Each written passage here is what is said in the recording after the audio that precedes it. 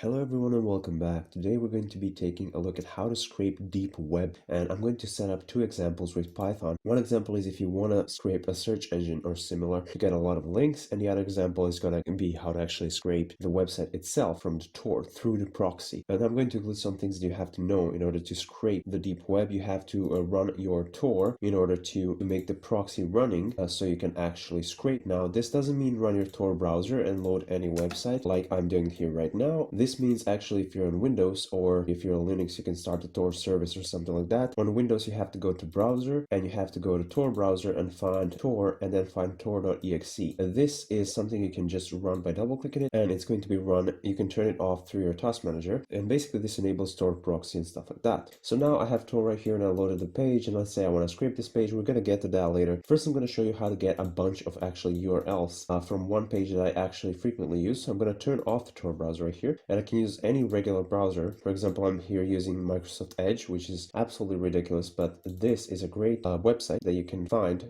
Tor links on. So they have a URL for the surface web and for the deep web as well, and this is their surface web URL. I think I'm saying this right, AHMIA.fi, and this is an amazing website because you can just search it simply, and the reason it's amazing is two things. First thing is that all of the results are on the same page, and you're going to see why this is useful later. And the second thing is, considering the first thing, we can easily scrape this. And also one more thing, you can notice that we actually have the question that we set, the query that we set actually in the search, it appeared in the URL. So this is a get. It's really simple to run this query. So let's say we want to change it. We don't have to change it here. We can change it in the URL. So let's say credit card.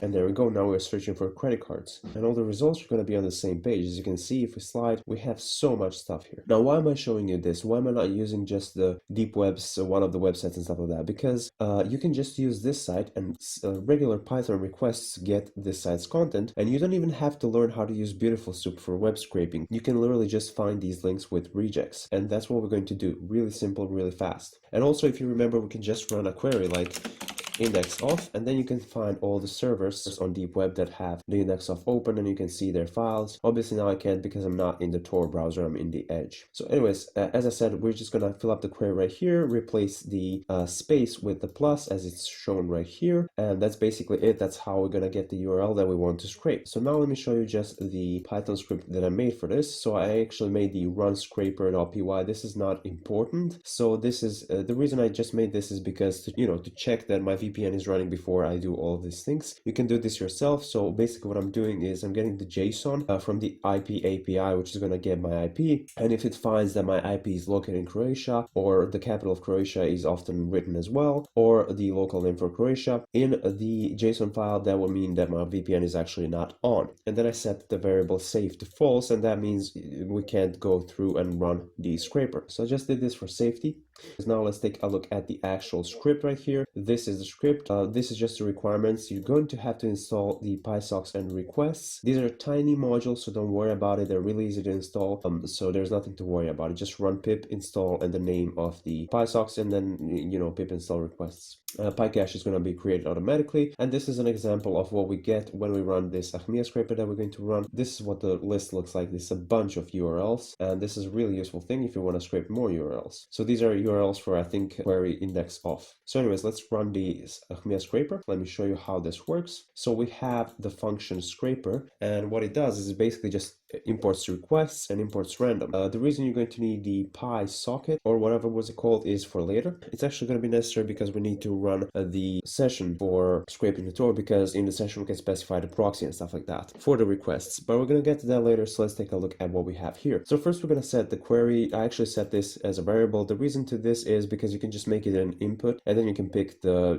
query that you want every time, and I picked index off, and then if there is a space in the query, we're just going to replace the space with a plus. This is just necessary because of the URL encoding and stuff like that. There's probably more things that you can include here just to be safe, just so your URL is going to be valid, but we're not going to get into that. This is just basic URL stuff. So then we have the URL of the ahmia.fi, and as you remember, it goes /search, and then we have the question mark and the Q, and then equal signs, and then our actual question where these spaces are replaced with pluses. So this is where we append obviously our query, which is already replaced. So it doesn't look like this, it looks like this already. So anyways, and that's where we append that, and then our URL is ready. So here's some things just for scraping. If so usually you get like blocks from some websites and stuff like that, you can just change your user agents, maybe try to randomize your actions a little bit or something like that, but we're not going to get into that. I'm not teaching you web scraping right now. I'm teaching you web scraping some onion websites and stuff like that. So let's go back to the AHMIA example. And so we have some user agents that we can randomize right here. We just use random.choice on any of these, so we pick any of them, and we're going to put them into headers dictionary. It just has to be in the dictionary. This is how it works. And then once we're sending the request for this URL that we specified before, we're just going to specify the headers to be one of these. So this will make sure that we have a fake user agent. And now we're just specifying what the content is. It's the request results.text.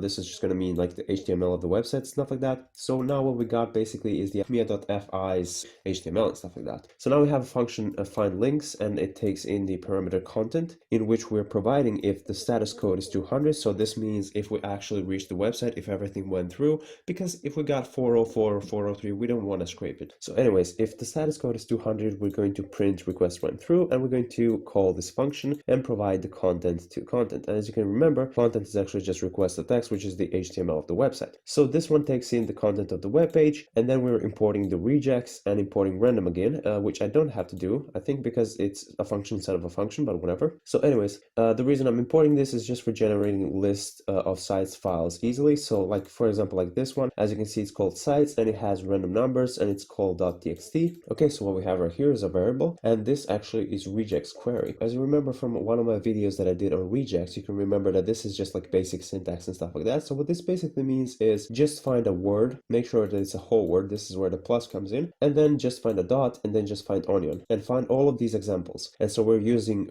which is regex.find all. We're going to find all of the examples of this query in this content. So what we're going to get is the HTML, and we're going to remember those tags. And if you remember those tags, the site tags, where the actual URL was, we're going to find all of those examples easily without even using beautiful soup and getting into like 20 divs and navigating through all of that. This is way more simple in my opinion. So anyways, we have the number that we're going to generate, random.randint. So we're generating a random number from 1 to 9,999, and we're just appending it to this file right here. Why? Well, because we want the file names to be different, so we just randomly appended whatever. So we have the file name and sites, and then a number .txt. As you remember from before, right here this number was 9,703, and so that's how it looks like. And so when we have the file name, we're going to print saving to the file name, just so we know in which file name our scraped URLs are. And we're going to do mind data is list dict from keys mind data. So what does this do? So mind data is actually our results from the regex. So all of the URLs that we found in regex, they're stored in a list. So now we have a list that we want to turn into a list without the duplicates, and there's going to be duplicates sometimes. Actually, sometimes there's going to be 4 duplicates, so you really need this line. So what this does is basically make sure that in the whole list that there are no duplicates at all. And then we're going to open a file if it doesn't exist, just to create one and print nothing. This is just creating a file basically. And then I could have done this differently, but whatever, it's smarter, you know.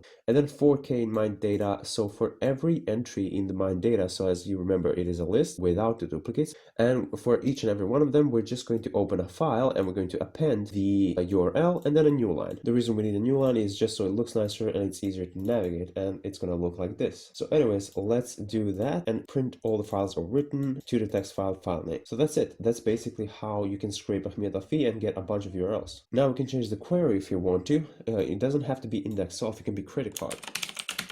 And that way these results right here can stay, but we're going to get a new file, sites, and then some numbers, which is going to have results of the credit card query. So anyways, let's run this. We have to run the VPN, as you remember, because I made this run scraper. It just makes sure that I'm using the VPN just to be safe. And what it does basically is just imports the AHMIA scraper Python file, right, this one, and it basically just runs it. So that's basically it. So we're going to run this now that the VPN is running. We're just going to press F5, and there we go. And it's not going to take a long time. Request went through, saving to size 3877, and all the files have been written to a text file. Now, of course, the files isn't correct. It should say all the URLs. That's it. Now that we've done this, we can actually take a look at our results. And as you can see, we have a bunch of results that include the query credit card from the deep web.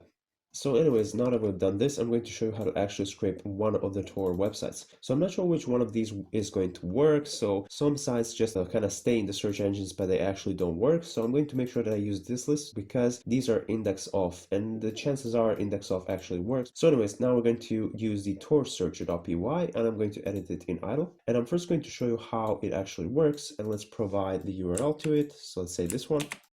But now as you can see, we need the HTTP. We're going to talk about this later, don't worry, I covered everything in the video. So let's press F5, and as you can see, this will not work. There we go. So the reason this doesn't work is, if you remember, I actually said that we have to run the tor.exe. So anyways, we have to run the tor.exe. So I can actually run it as administrator, but I don't think you have to. If you take a look at my task manager, you can actually see that tor.exe is running. Now we can just run this. We have to provide the protocol as well, and if we run this, it's actually going to work. And as you can see, it says getting, and it did get it, and it ended the file. Now you're probably wondering what's happening, why didn't I see any results? That's because we actually have the URL that we requested written right here. The results are written here, the whole HTML of the website, and as you can see right here, we don't have much stuff. We have the image source for the blank.gif and basically nothing else. So this website is not a great example, but it doesn't matter. We can just take any other website and we can just use that. So let's take this website and let's provide it right here. We need the HTTP again, and let's send a request again. Okay, so one more thing that I want to tell you is, as you can see right here, we have the connection error and it says host unreachable. This is fine. This just means the website is not alive. As I said, some websites just stay in the search engines. All you have to do is just try some other websites or similar stuff. It really doesn't make any problems. So let's try to do this, and let's try to request this website. One more thing that I wanted to tell you is make sure you don't put a lot of load on AHMIA.fi. I don't think the scraping like this is illegal, but what could be illegal is if you send too much requests and stuff like that. You're gonna maybe do some harm to the website, and we don't want that.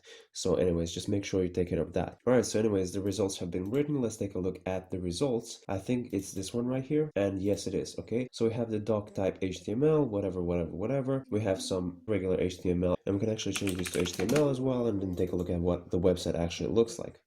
And as you can see, there's not much here going on, but this is just the website we picked. So now let's take a look at some of the credit card websites. So as you remember from before, we actually have the 3.8 results, and let's take a look at one of the credit card websites. So let's provide the URL right here, and let's request it. And now let's see if the scraper scrapes the website. As I said, you have to keep in mind that some websites block scraping, some websites will not let you, some websites just won't work because in search engines, and this is not only AHMIA.fi, it happens that sometimes they leave the websites that are not working. They don't check often enough, and this is normal. If you have a specific website that you want to scrape, you can just make sure that it works in order for you to scrape it. Alright, so we've written another website. This is the results of the actually credit card. And let's take a look at what we have right here. It seems to be a nice looking HTML right here. So let's change it to HTML and take a look at what the website actually looks like. And of course, one thing you might ask yourself is, why do I have to change it to HTML? You don't have to. You can absolutely do this in the code. I'm going to explain the code in a moment. I just want to show you that the website works, that the results work. And as you can see, this is some kind of a website. The CSS wasn't loaded, but we got what we wanted. We have the UID internal, we have the balance and the price or whatever. And this is obviously for purchasing credit cards and stuff like that. I'm not sure. We actually managed to scrape this website and it works. So the reason we needed the tor.exe is for the proxy to be running, and the reason we needed the requirements installed is because you need requests to make requests to the website and get the content, and you need PySocks in order to make the better sessions. And I'm going to explain the sessions in a moment, so just stay with me right here. So let's take a look at the code. We have the function Tor searcher, which takes in the URL that we want to search. And as you can see, I manually provided the URL right here, this URL, and just put the HTTP in front of it. But you don't have to do this. I actually made a script. I actually coded this part nicer, so we don't have to call the Tor searcher like this. So what we do is actually we have the import sys and import OS, and we have the program name, the OS path base name. So this basically just makes sure that it takes the program name, which is torsearcher.py, and it actually takes in that as the first argument. The reason we need this is for the usage. And as you can see, usage right here basically says you're just going to call this program, just write python.exe and then the name of the program and then the list that you want to scrape. And this will make sure that you can scrape everything from the list that we created before, separated by new line. And then basically that's how it works. And then we have the try, which basically takes in the first argument, which is the list that we provided, and then it opens the list and it reads the lines, make sure that it scrapes off the new lines, and then adds the HTTP to the URL because we need the HTTP. Then sends this to Tor searcher called K, which is actually the URL, and then the Tor searcher actually imports requests. So now we have the URL and it goes files right here, it imports requests, imports random, because we're going to need this for the file name. But you actually don't have to do this. You can just use the URL of the website because it has .onion. You can just use the first part of the URL. So this is just a warning, run tor.exe. If you get this error, you didn't install PySox. And anyway, so we have the def get tor session. So what this does is it returns session in which we appended the proxies, which are our Tor proxies. So when they start there on the local host at 9050, and then we append this to SOX5H. Make sure you put the H right here. This is necessary. It's not just SOX5. And this is for HTTP and HTTPS. It has to be a dictionary. Anyways, so the session is just request.session. So we're returning the session and we're using this session right here. So we made a session variable and we called this function which returned a session. So session is now session. Now that we have that, we actually have the user agents. You can do the same thing that we did before. You can randomize the user agents. Now we're getting the URL and we're just printing out session.getURL.txt, which bring out getting the URL, and we have the results right here, which is the session.getURL and the text. So we're using session and not request.get. So this will use the session. We open the URL with Tor and use the .text to actually get the HTML. And as you remember from before, if you want to use the file name to be the name of the website, the first part of the link, you can just use this. I actually wrote the code, but I'm not going to use that. I actually imported string and used random 16 characters from the ASCII lowercase and then wrote that to filename.txt. So anyways, that's how you write the content to the file. And basically I have it. Let's make sure you run the tor.exe if you're going to scrape. And if you're done with the tor.exe, you can just run the task manager, slide all the way down, find the tor.exe and just close, just end the task. And there you have it. So anyways, that's it. You can just save the text files as HTMLs if you want to. It's all up to you. And that's basically it. Thank you so much for watching and have a nice day.